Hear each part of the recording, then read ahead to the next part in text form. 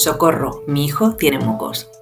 Con la llegada del mal tiempo es normal que lleguen los temibles mocos y desde el Servicio de Atención Temprana de Advapace queremos daros unos tips para manejarlos de la mejor manera posible. Pero antes de nada, ¿te has preguntado por qué los niños siempre están enfermos y con mocos? Esto se debe a que el aparato respiratorio es uno de los últimos en formarse. De hecho, se está desarrollando hasta que el niño tiene 6 o 8 años.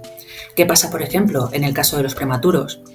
Ese aparato respiratorio todavía no está ni mínimamente formado y en muchos casos llega incluso a no ser funcional, y por eso los niños necesitan de oxigenoterapia o de respiradores para poder suplir esa función de ese órgano que todavía no está formado. Y si hablamos del niño que no es prematuro, aún así siguen faltando estructuras que luego cuando somos adultos van a proteger ese pulmón, pero que en el pulmón de los niños todavía no existen. Por ejemplo, hay unos canales que conectan distintas zonas del pulmón y que hacen que se aire y que no se acumule el moco. Sin embargo, muchos de esos canales no llegan a formarse hasta los 6 años de edad. Resumiendo, el pulmón de un niño no es el pulmón de un adulto en pequeño. Hay diferencias a nivel de funcionamiento y a nivel de estructuras. Es un pulmón que fabrica más moco, es un pulmón que no se aira correctamente porque le falta estructura para airear, es una musculatura que no tiene la funcionalidad que tiene la del adulto y además hay, por ejemplo, una frecuencia respiratoria muy alta que hace que desaturen muy rápido. Aquí, por ejemplo, podéis encontrar cómo cambian esas respiraciones por minuto a lo largo de los años. Ahora me voy a detener un minuto en una diferencia anatómica que va a ser muy importante que explique para entender algunos de los tips que vamos a dar a continuación. Se trata de la trompa de Eustaquio. La trompa de Eustaquio es un canal que une el oído medio con la nariz, ¿vale? Por eso es tan fácil, por ejemplo, cuando tenemos problemas de faringitis, que se vaya a afinar a un dolor de oídos. Vale, pues ese canal, en el caso de los adultos, se encuentra verticalizado, ya que nuestra oreja está bastante más arriba que la nariz y solamente por gravedad este moco que hay aquí va a ir cayendo hacia la vía, hacia la boca y no lo tragaremos. Sin embargo, en el caso de los bebés, si los observamos, la oreja y la nariz se encuentran al mismo nivel. Con lo cual, ese canal está muy horizontalizado y el moco que se mete ahí es muy difícil que pueda salir, porque además tiene un calibre bastante más chiquito que los adultos. Y ahora que hemos podido ver cómo hay una diferencia tanto anatómica como funcional entre el adulto y el niño a nivel respiratorio, vamos a centrarnos un momentito en los signos de alarma. Estos signos de alarma van a ser los signos donde vamos a tener que estar muy atentos porque si aparecen es un signo de urgencia y tendremos que estar acudiendo a los servicios médicos. En este vídeo podéis ver, por ejemplo, cómo a ese niño le cuesta trabajo respirar y para eso abre las aletas de la nariz. Otro signo sería este ruido tan característico cuando hay un esfuerzo para poder respirar. El tiraje costal también es uno de los signos más característicos, que es cuando se notan la costilla y el esternón a la hora de respirar. Por último, vamos a hablar de la cianosis. La cianosis es esa coloración azul que puede aparecer en manos y sobre todo en la zona de la boca, que nos indica que estamos hablando de una situación importante y grave. Y esta es la gran pregunta que se hacen los padres. Cuando el moco ya ha aparecido, ¿qué hago con ellos? ¿Cómo los manejo? ¿Qué es lo que estoy haciendo bien? ¿Qué es lo que estoy haciendo mal? ¿Qué es lo que nunca debería de hacer? Intentaremos explicártelo a continuación. Una de las cosas que nos suelen preguntar es si el peque está con mocos, si es bueno o malo tener un humidificador en la habitación. Y a esto responderíamos que sí y que no. ¿Cuándo es bueno tener un humidificador? Si el ambiente es muy seco, por ejemplo, pensemos en una Navidad estando dentro de casa con las ventanas cerradas, con la calefacción encendida y un ambiente seco de verdad, un humidificador puede ayudar. Ahora bien, si pensamos por ejemplo en condiciones normales en Valencia, la humedad está por encima del 70%. Si esta humedad es tan alta, es un caldo de cultivo, por ejemplo, para hongos, y lo que puede provocar son reacciones alérgicas en aquellos peques más sensibles. Ahora bien, tenemos que diferenciar entre lo que es un humidificador de lo que es un nebulizador.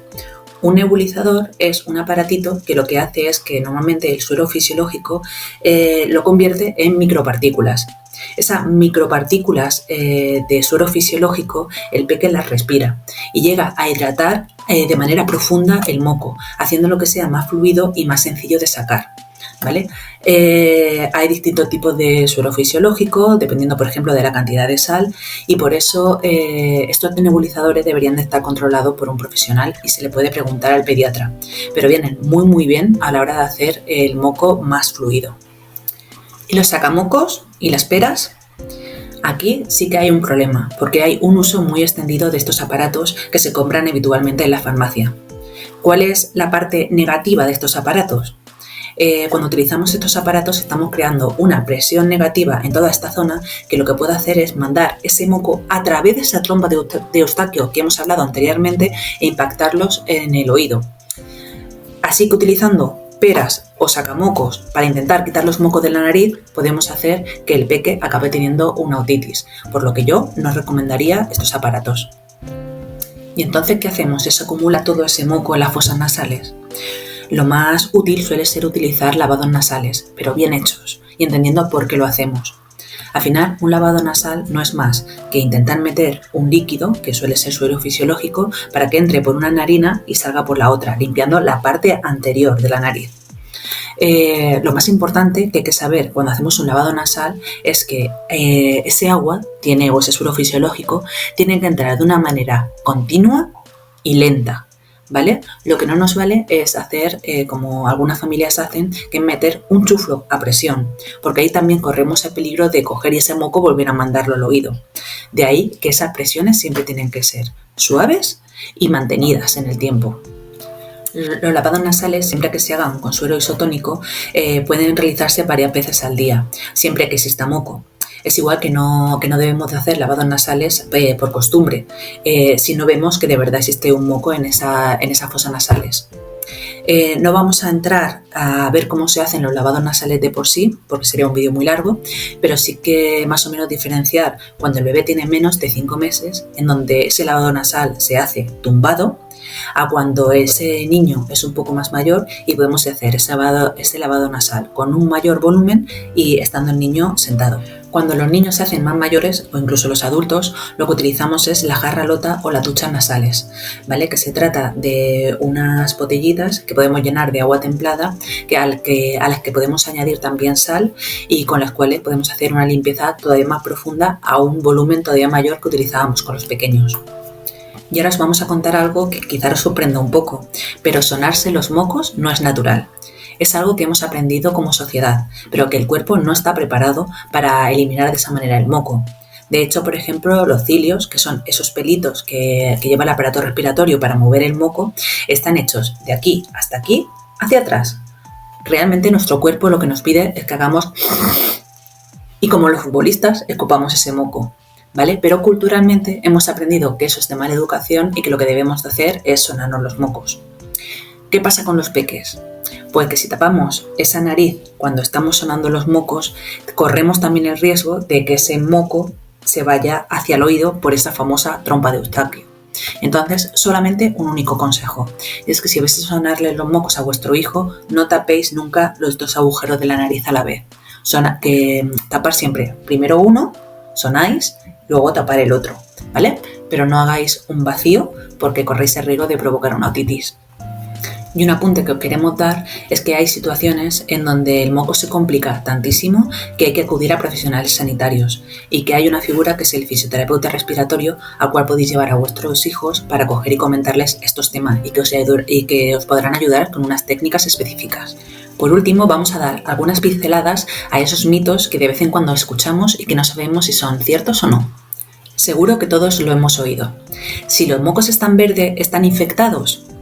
Esto es un mito.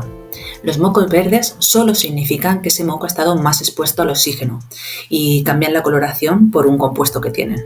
Entonces, mocos verdes no significan infección, simplemente que esos mocos llevan más tiempo en el cuerpo, ¿vale? Sí que cambiaría solamente el color del moco a algunos antibióticos que lo pueden convertir en un poquito blanquecinos, pero el verde no es infección. Otra cosa que solemos oír, no, es que los mocos se le han bajado al pecho. Los mocos no bajan, no van moviéndose de una zona a otra. No es que se produzca aquí el moco y que el moco luego baje. De hecho, gran parte del aparato respiratorio produce moco. Lo que sí bajan son los patógenos y lo que pueden hacer es que se produzca moco en las zonas más alejadas de la nariz. Pero puedo darle leche a mi hijo porque eso es pesar moco. Según los estudios científicos, no hay ninguna relación entre los productos lácteos y la densidad del moco. Pero el niño no puede tragarse los mocos, se va a poner malo. El cuerpo está preparado para tragarse los mocos. De hecho, lo vamos a encontrar luego en el pañal y no pasa absolutamente nada. El cuerpo está preparado para que esos mocos pasen por allí. Pero si cojo a mi niño y le doy golpes en la espalda, ¿hago que se despegue ese moco y que salga antes? Esto es algo que está desaconsejado desde 1994. Ese moco no va a despegarse por más que le peguemos en la espalda al niño. Es más, podemos provocar en los niños que sean un poco sensibles un broncoespasmo, que es algo parecido a un asma, ¿vale? Entonces es algo que está totalmente desaconsejado. Esperamos que algunos de estos tips os puedan ser de utilidad. Muchísimas gracias por haber visto este vídeo y os seguimos esperando aquí en el Servicio de Atención Temprana de Avapace. Muchas gracias.